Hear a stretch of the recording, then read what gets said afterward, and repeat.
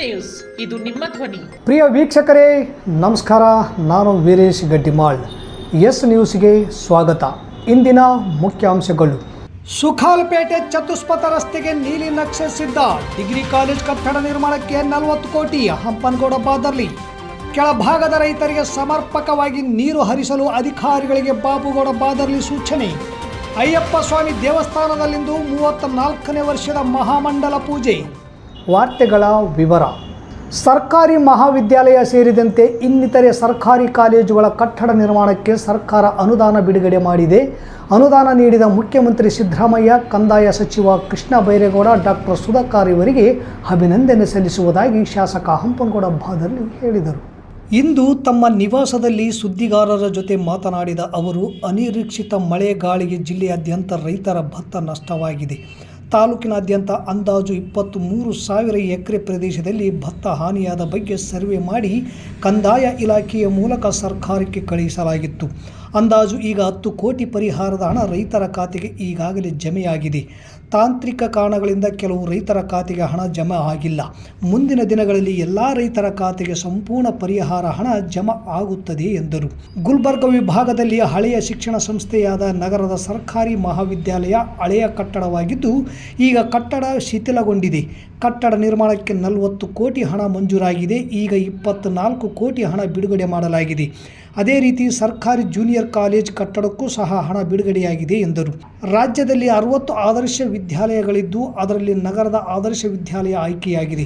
ನಗರದ ಕನಕದಾಸ್ ವೃತ್ತದಿಂದ ಸುಖಾಲ್ಪೇಟೆ ರಸ್ತೆಯ ಅಗಲೀಕರಣ ಮಾಡಲು ನೀಲಿ ನಕ್ಷೆ ಸಿದ್ಧ ಮಾಡಿ ಸರ್ಕಾರಕ್ಕೆ ಪ್ರಸ್ತಾವನೆ ಸಲ್ಲಿಸಿ PWD ಇಲಾಖೆ ಸೇರಿದಂತೆ ಇನ್ನಿತರೆ ಇಲಾಖೆಗಳಿಂದ ಅನುದಾನ ತಂದು ಸುಖಾಲ್ಪೇಟೆ ರಸ್ತೆಯನ್ನು 4 ಪಥ ಅಂದರೆ ಚತುಷ್ಪಥ ರಸ್ತೆಯನ್ನಾಗಿ ಮಾಡುವ ಗುರಿಯನ್ನು ಇಟ್ಟುಕೊಳ್ಳಲಾಗಿದೆ ಎಂದರು. ಜನವರಿ 1ರಿಂದ ಮಾರ್ಚ್ 31ರ ತನಕ 3,800 ಕ್ಯೂಸೆಕ್ ನೀರು, ಡಿಸೆಂಬರ್ 20ರಿಂದ ಜನವರಿ 1ರ ತನಕ 2,500 ಕ್ಯೂಸೆಕ್ ನೀರು ಬಿಡಲು ತೀರ್ಮಾನ ಮಾಡಲಾಗಿದೆ ಎಂದು ರೈತರಿಗೆ ಮಾಹಿತಿ ನೀಡಿದರು. ಸುದ್ದಿಗಾರರ ಜೊತೆ ಮಾತನಾಡಿದ ನಂತರ ಶಾಸಕರು ನಗರಸಭೆ, PWD ಇಲಾಖೆಯ ಅಧಿಕಾರಿಗಳ ಹಾಗೂ ನಗರಸಭೆಯ ಸದಸ್ಯರ ಜೊತೆ ಸುಖಾಲ್ಪೇಟೆ ರಸ್ತೆ ಅಗಲೀಕರಣ ಮಾಡುವ ಬಗ್ಗೆ ಸ್ಥಳ ಪರಿಶೀಲನೆ ನಡೆಸಿ ರಸ್ತೆ ಅಳತೆ ಮಾಡಿಸಿ ಬೇಗನೆ ಪ್ರಸ್ತಾವನೆ ಕೊಡಿ, ಸರ್ಕಾರದಿಂದ ಅನುದಾನ ತರುವುದಾಗಿ ಅಧಿಕಾರಿಗಳಿಗೆ ತಾಕೀತು ಮಾಡಿದರು.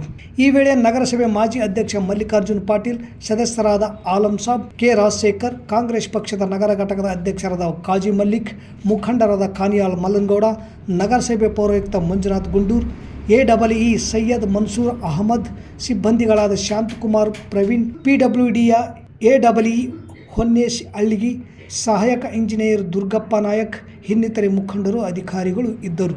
ಕೆಳಭಾಗದ ರೈತರಿಗೆ ಸಮರ್ಪಕ ನೀರು ಮುಟ್ಟದ ಸುದ್ದಿ ತಿಳಿದು ಸ್ಥಳಕ್ಕೆ ಧಾವಿಸಿ ನೀರಾವರಿ ಅಧಿಕಾರಿಗಳ ಸಭೆ ಕರೆದು ಕೆಳಭಾಗದ ರೈತರಿಗೆ ಸಮರ್ಪಕವಾಗಿ ನೀರು ಒದಗಿಸುವಂತೆ ಮಾಜಿ ಜಿಲ್ಲಾ ಪಂಚಾಯಿತಿ ಸದಸ್ಯ ಬಾಬುಗೌಡ ಬಾದರ್ಲಿ ನೀರಾವರಿ ಅಧಿಕಾರಿಗಳಿಗೆ ಸೂಚಿಸಿದರು. ಈ ಸಂದರ್ಭದಲ್ಲಿ ಮುಖ್ಯ ಇಂಜಿನಿಯರ್ ಹನುಮಂತಪ್ಪ ಇಂಗಳಗಿ, ಮುನಿರಾಬಾದ್ನ ಅಧೀಕ್ಷಕ ಅಭಿಯಂತರರಾದ ಬಸವರಾಜ್ ಎಲ್, ಯರ್ಮರ್ಸ್ನ KBH ಶಿವಶಂಕರ್, ಚಂದ್ರಶೇಖರ್ ಎನ್, ಸಿರುವಾರದ ವಿಜಯಲಕ್ಷ್ಮಿ, ಕಾರ್ಯನಿರ್ವಾಹಕ ಅಭಿಯಂತರರಾದ ಸತ್ಯನಾರಾಯಣ ಶೆಟ್ಟಿ, ವಡ್ಡರಟ್ಟಿಯ MS ಗೋಡೆಕರ್, ಸಹಾಯಕ ಕಾರ್ಯನಿರ್ವಾಹಕ ಅಭಿಯಂತರರಾದ ಗುರುಮೂರ್ತಿ, ನಾಗೇಂದ್ರ, ಯುವ ನಾಯಕ ಆನಂದ್ ಬೊಮ್ಮನಾಳ್ ಸೇರಿದಂತೆ ಇತರೆ ಉಪವಿಭಾಗಗಳ ಕಚೇರಿಗಳ ಸಹಾಯಕ ಕಾರ್ಯನಿರ್ವಾಹಕ ಅಭಿಯಂತರರು ಹಾಗೂ ಸಹಾಯಕ ಇಂಜಿನಿಯರ್ ಸೇರಿದಂತೆ ಕಿರಿಯ ಇಂಜಿನಿಯರ್ ಇದ್ದರು.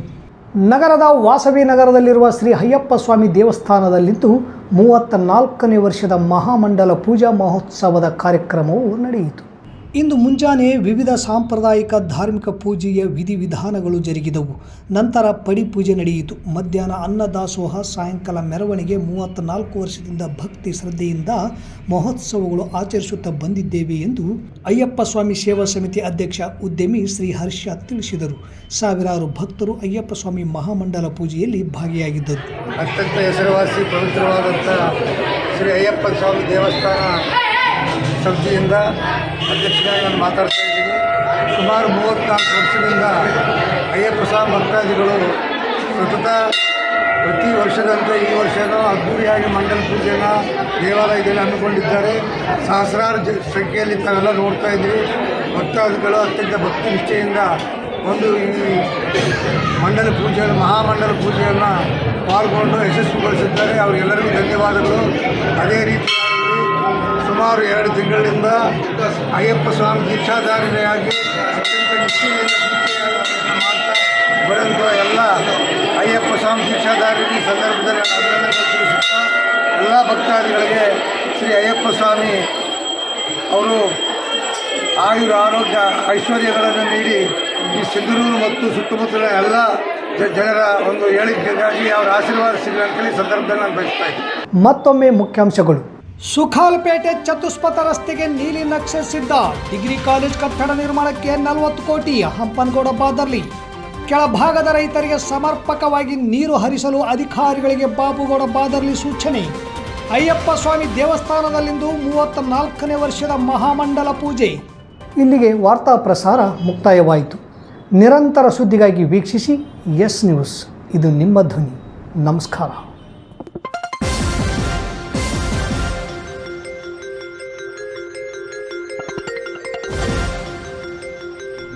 ಎಸ್ ನ್ಯೂಸ್, ಇದು ನಿಮ್ಮ ಧ್ವನಿ.